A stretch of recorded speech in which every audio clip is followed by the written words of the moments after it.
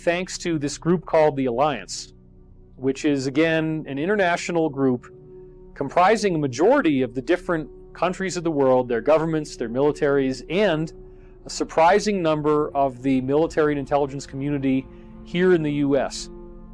They are all working now for a common goal, which is to stop this insanity that is going on with the globalist elite who are literally trying to depopulate the planet. They want to reduce how many people are here by billions. They even put that initiative out there in the so-called Georgia Guidestones, where it says that they want to bring the planet's numbers down to 500 million people. They do have very elaborate underground facilities that can hold millions of people. They have incredible underground drilling technology. They have the ability to build incredible cities in a relatively short time. And that is where a lot of our money is going. Our money is not just disappearing, it's going underground and it's going off planet. And this is no different than what we see in the history of Rome, in which Rome was expanding so much that now all of their money is offshore because they're busy trying to build empires outside the homeland, and the homeland ends up crumbling. Except in this case, the homeland is the Earth's surface. What we're not seeing is these gorgeous, glistening, beautiful underground cities. All of these various shuttle systems that they call the sub-shuttle that allows you to be transported at very high speeds from one city to another. We don't see all the spacecraft that they've been designing. We don't see the elaborate build-outs they have on the moon, which are usually on the dark side so that we don't see the lights when the moon is obscured by the Earth's shadow. We don't see any of the stuff that they've got on Mars. We don't see the stuff that they have on various other moons and asteroids in our solar system. This is real. This is not science fiction. We are being lied to on an unbelievable level. And Trump definitely is aware of at least a good part of what is going on. So we are dealing with a corporate structure that has completely broken away from the elected, legitimate governmental bodies of the earth. They don't answer to anybody, they're not accountable to anybody, and they have a technological advantage that makes it very difficult to approach them on their own terms. But this is another interesting area, which is the idea that the secret space program itself, despite being what Richard Dolan would call a breakaway civilization, actually does have its own alliance where they are doing their part to try to bring all of their technology to us. Understand that the whistleblowers I've spoken to, the insiders, have said that the technology in the secret space program is so vast that it would literally solve all of the problems we have on Earth. Clean up radiation, desalinate water and bring it to the point where it's drinkable, greening the deserts, solving all of our problems with trash, solving all of our problems with hunger, with poverty, starvation, homelessness, you name it. There is nothing that we can't do with the technology that already exists. This technology also includes portal travel, the ability for us to go to the stars. It's truly phenomenal stuff, and it shouldn't be kept hidden from us. So wouldn't it be amazing if President Trump decided to come forward with what he knows? And that seems to be a big part of what's going on here. And I've been talking about this for many years. Pete Peterson was giving me briefings from the Alliance all the way back in 2009, where they had a plan to do mass arrests of the people in the so-called deep state. And now what we're seeing is over 55,000 sealed indictments on the books. And we're about to get another update as of October 31st, which is today, the time that I'm taping. And it's probably going to be a few thousand more. Could even be over 60,000 by now. I don't know yet.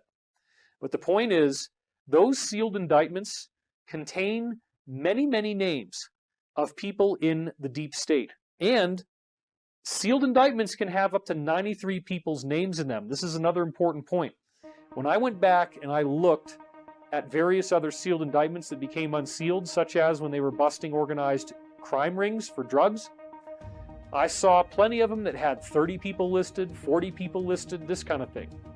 So don't get hung up on 55,000 sealed indictments as if that means it's 55,000 people. The number could be a lot higher than that. And so we really don't know how this is going to happen, when this is going to happen, what form it's going to take, but it is going to be really incredible. We stand at the birth of a new millennium, ready to unlock the mysteries of space, to free the Earth from the miseries of disease, and to harness the energies, industries, and technologies of tomorrow. After the inauguration, the president signed a number of secret memorandums stating that he wanted the release of advanced technology. And a lot of this technology was involved in the space program. We know that President Trump is aware of advanced technologies because his uncle was the one who went in and cleared out the safe of Tesla after his death. Aside from the Secret Space Program Alliance, we have a different alliance. The alliance is an international group. It is a confederacy. There are lots of different factions, some of which agree, some of which do not agree, about the only thing that they all have in common is they want to see this elitist cabal come down in flames. They do not want these people trying to kill off most of the planet, trying to control all of this immensely high technology. The alliance also consists of a surprising majority now of personnel in the US military and in the US intelligence community. So we're going to have to deal with the fact sooner or later, and probably sooner, that not everybody in the government is bad. This is part of the psyop that was put out through movies and through media to get us to completely distrust all levels of society, all of the institutions, so that no one will ever be able to oppose these people. I've talked over a year about the alliance, and the alliance is made up of a loosely knit group of people fighting the cabal. The alliance had sort of made a deal that they were going to go for a partial disclosure, which is they're going to let us know about certain technologies, certain parts of our history, but in little pieces and protracted out over 20 to 50 years. Well, those of us in this full disclosure project, we want full disclosure, and we want full disclosure now, and that's what we're working for. So President Trump mentioning that he's creating a space force and this is going to be a new branch of the US military is certainly a very interesting point. And in fact, my fellow commentator Benjamin Fulford recently just told me that he was listening to radio in Japan and they were recruiting soldiers for a space force and said that it would be similar to serving on a ship. This is happening now. So we have some really interesting stuff going on here. What does Trump mean by a space force? What are we really hearing here?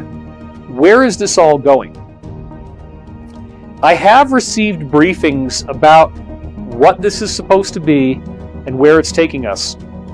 And it is very interesting. It does appear that we as a planet may need to fight some kind of a battle, because from what I've been hearing from various insiders, there is a very serious battle going on in space right now.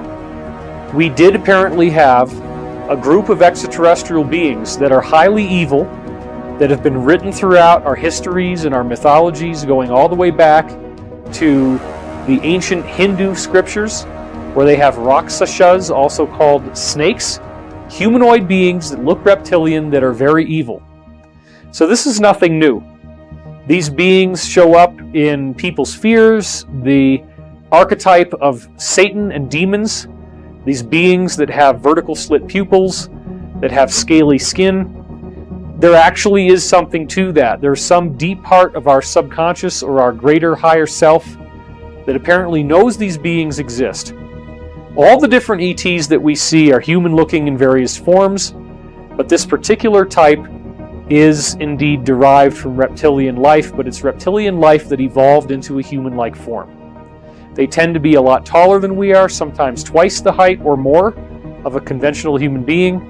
They could weigh up to 3,000 pounds, be 14 feet tall, have a 5-foot wide span of their shoulders. These are very nasty beings. And they came to the Earth apparently going back to ancient history. They've been tampering with many different cultures throughout time. And they even made a deal with Nazi Germany in the late 1930s before it truly became Nazi Germany and did what it was doing for World War II. All of this stuff is not fiction. I've had too many different insiders who proved their bona fides to me. They showed me the legal documentation of their military service. They speak very articulately. Many of them are not on the record. They all have talked about these reptilian humanoids. And this is one of the things that Above Majestic does so well, is to expose what these beings are, where they came from. We have rare footage from William Tompkins that nobody's ever seen before except for maybe a few people, in which he's talking about this and the fact that he was there in World War II taking briefings from 29 different American spies embedded in Germany's secret space program. And one of the things that they were seeing as they were working in these secret facilities is these tall, reptilian-looking humanoids that were obviously extraterrestrials, telling everybody what to do, running the show, being in charge. Violent beings, beings you do not want to mess with, beings that will kill you if you disagree with them. So everybody's basically in something like a slave camp.